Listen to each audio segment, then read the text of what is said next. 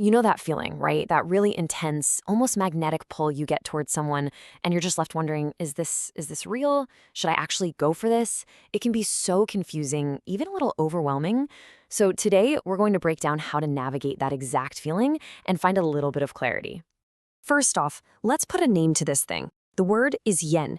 It's not just a casual interest, it's a really strong desire, a deep urge, or a craving for something, or in this case, someone. That yen is the starting point for this whole conversation.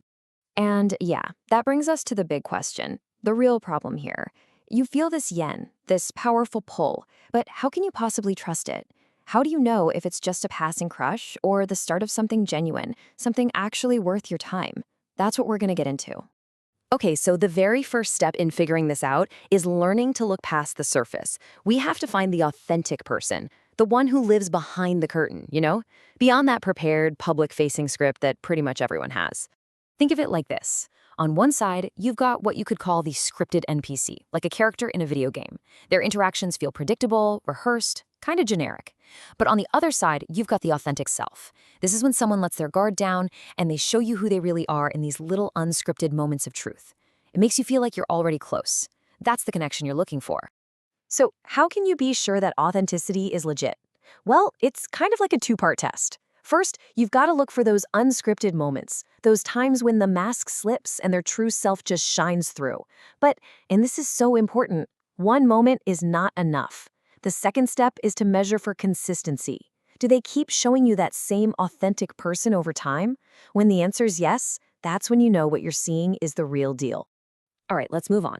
Because this whole process of testing and measuring and figuring someone out, well, it's not always neat and tidy. Welcome to what we'll call the messy middle. It's the turbulence. And here's the most crucial piece of advice for this phase. You just have to accept the turbulence. It's going to feel awkward. Things are going to be a little unstable while you're both figuring things out. Trying to fight it or pretend it's not happening is just a waste of energy. The key is to just accept it. This is part of the deal. So why does this turbulence even happen? Well, it's awkward because it just takes time for two human beings to really gauge each other. It's this necessary, sometimes uncomfortable little dance where you're both trying to decide if the other person is truly worthy of your time and your energy. And that's not a flaw in the system or anything. That's just how life is. But what happens when you're in that messy, turbulent phase and all the signs are pointing towards no? This brings us to a really difficult, but also incredibly empowering next step. Knowing when it's time to let go. Look, you do not have to wait around for some big dramatic ending or for a conversation that might never even happen. If you're sensing that it's probably not going to work out, you absolutely have the power to speed up the cutoff. You can make the choice to disengage and just move on. And you've got to remember, this whole evaluation thing, it's a two-way street. The other person is probably doing the exact same math in their head. A lot of the time, this kind of disengagement is mutual, and it's totally unspoken.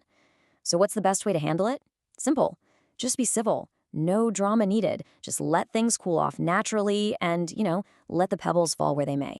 Just because one connection doesn't work out, that does not mean you failed. It's just data. It's another step on your path. There are so many chances out there to find worthiness in other people. The real challenge is not letting one disappointing experience make you bitter about the next great opportunity that comes along.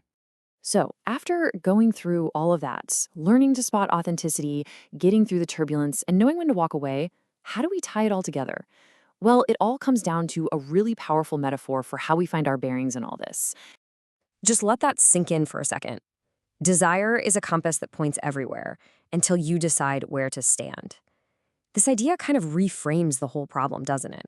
See, the issue isn't that we have all these desires pulling us in different directions. That's totally normal. The real problem is when we let ourselves get spun around chaotically by them. Clarity doesn't come from getting rid of your desires. It comes when you plant your feet and you decide where you are going to stand. And when you do that, suddenly, you become that calm arrow pointing forward, even while all those other possibilities are still spinning around you. And so, that really leaves us with the final and most essential question. It's not about what the world throws at you or who you feel a pull towards. It's about the choice you make. In the middle of all the noise, all the possibilities, and all the connections, where will you choose to stand?